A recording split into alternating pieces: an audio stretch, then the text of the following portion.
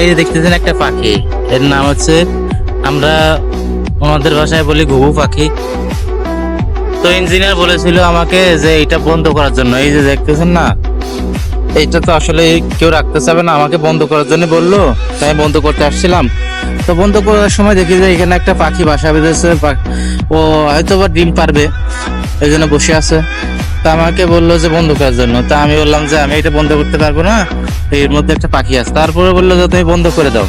তো আমি তো কথা মান্য করতে পারবো না, তাই আসলে আমি বললাম যে স্যার, আমি একটা কথা বলি। বললাম যে স্যার, এখানে তো কাজ অনেক দিনের কাজ আছে, প্রায় 1.5-2 মাসের কাজ আছে। তো আমি লাস্টে যে সময় ওর সমস্ত কিছু কমপ্লিট হয়ে যায়, ডিম পাড়া বা বাচ্চা ওঠানো হয়ে যায়, আমি ওই সময় এটা বন্ধ করে দিয়ে দেবো, বা পেইন্টের যে কাজ আছে আমি সেটা কমপ্লিট করে দিয়ে যাবো না।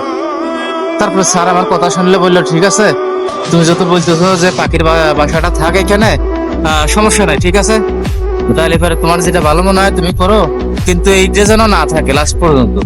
আমি বললাম যে ঠিক আছে। আসলে আমি কাজটা কিরকম করছি, ভালো কাজ করলাম না বা খারাপ কাজ করলাম, আপনারা সবাই কমেন্টে জানাবেন।